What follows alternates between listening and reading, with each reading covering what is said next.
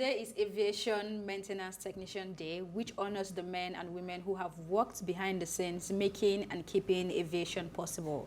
The Wright brothers may take all the fame, but it's the people in the background that truly makes it all possible. 20 years ago, the Federal Aviation Administration officially declared the holiday to honor the effort and innovation of Charles Edward Taylor, the machinist who invented the engine that helped power the airplane of the Wright brothers. He is considered one of the world's first successful aviation maintenance technicians that helped innovate the use of flight into our everyday world. Like Taylor, aviation maintenance technicians around the world work in the background, keeping civilian and military aircraft safe. For me, today is really important and sad as well, because it made me remember the incident on Friday. And I don't even want to get into all the conversations that have come from that regarding the kind of respect that our administration has paid, let me put it that way, to the lost souls. But may the souls of the departed rest in peace. Amen. Amen. And just to everyone who works in the aviation industry, I have great respect for those people. I think it was last week I was listening to an interview. There's this lady who was talking, her name is, I think, Dr. Esther Longia. So she was talking about her experiences some years back, you know, just being saved from a plane crash and everything. And I think that even in the midst of this, there are people who go to work every day. And they can't just say that, I don't feel like going today because, you know, and it's to know that people are actually working in that industry, it's risky, really. Very. It's risky. I was on a flight. I salute them, and respect. I was on a flight from Dubai to Dallas. 17 hours non-stop. And those, what's it called? The air hostess, they were just up and for 17 hours. Uwa. I said, Uwa, sorry. Please, I'm not just like, they're still going to make the trip back. And some of them get as much as 3 times a week flying.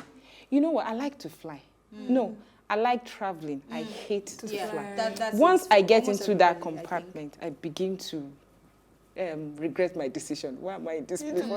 Like, come and see me when there's a little turbulence. You don't want to see me. Hey, I will be shaking. Prayer. So it's funny how I actually wanted to be an air hostess. Like, are you I think a lot of young people actually thought that way. Like, oh, it was so glamorous. Nice. Look at how glamorous. Like, look at their uniforms and everything. Look at how, you know, how they speak. It just sounded. You know so where good. I really always like to be when I come down and they're passing through immigration with their boxes. Especially the international flights, or you know those pilots. It's very and time consuming as well. Very yes, time it consuming. is. It is. But anyway, moving on from that, happy World Aviation Technician Day. Lamb, what do you find for us in the news? Okay, I'm going to be very short about it because this please, has always been my opinion. There's a motion currently in the House of Representatives to eradicate totally the NYSC scheme. That it has outdated its existence, there's no need for it, and I totally support. Why? I have always said that because part of why it was established, I think, has been defeated. National unity and integration and all that. It's costing lives. I can't count the number of people. And it's costing lives because of the insecurity, right? No, not even that alone. Accidents and all that. And most of them, when you go to a village where you see all these youth corps members posted to, when any violence ensues, they are always the first target. You know, people lose their lives a lot. So I don't see the essence of just 1 year of waste.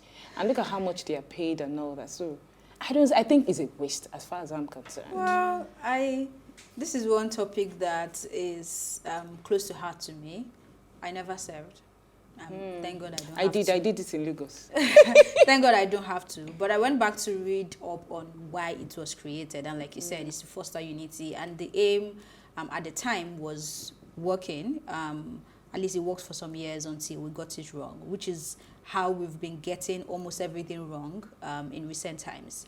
If they can go back to the drawing board to get things right, then I'm not exactly in support of scrapping it, because we need something that still brings us together and unifies us to help us understand. Sorry, Elsie. Sorry, no, you can continue. Okay. Also, I saw a tweet from someone on social media today. I think he went for his NYSC recently, and he was complaining about how everything is still so traditional. Like they are not trying to incorporate digital into it. You're not trying to partner with the big fours or trying to partner with people like Google, Microsoft to incorporate a bit of tech into it. It's still you listening to, I mean, I've never been in one, but from what he described, it's still you listening to some guy trying to show that he's the alpha and omega in this 3 weeks orientation and there's nothing you can do about it. He just believes that it can be used better and used to also empower people aside from unity. So now that I'm talking about it, I also know within me that with the country and the leadership that we have, it's almost impossible to achieve everything that I'm saying. But I don't know. Even this fostering national unity now, because of the state of the security architecture of the country, a lot of people are now being sent to their own geopolitical zone. So what's the exercise? Okay, so if I'm a Yoruba girl and I get sent to Ondo State, what have I achieved? Well, what do you think about making the NYSC optional as opposed to scrapping it? You know, why do you want it to go through? You know, it is compulsory as it is now. Okay, I know we need to run now. All right. What did you find for us? Okay, so my story says that INEC says that the attacks on their facilities are now a case of national emergency.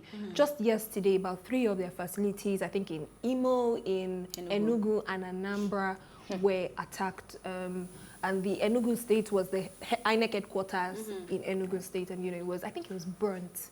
So it was really in a bad state, and they're calling for something to be done about it because it's now becoming a case of national emergency. Why would anyone decide to be attacking INEC facilities if not that they've started playing 2023 politics from now? No, I completely disagree with Elsie.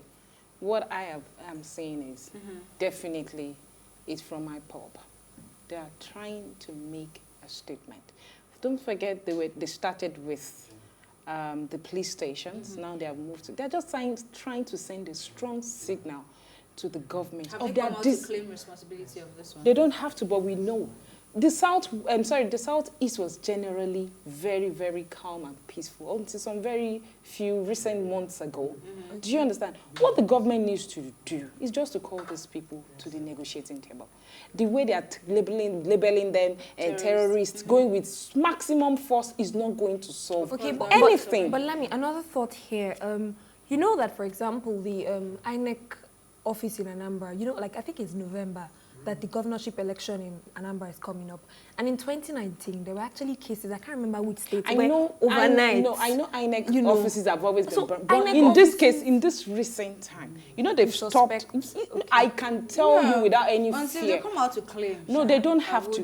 They are sending strong signals to the government.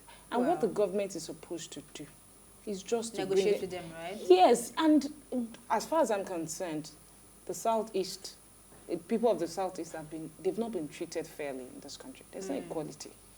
So if there are some people that are advocating to disintegrate from the country, I don't see, why are they terrorists? Why are you labeling them terrorists?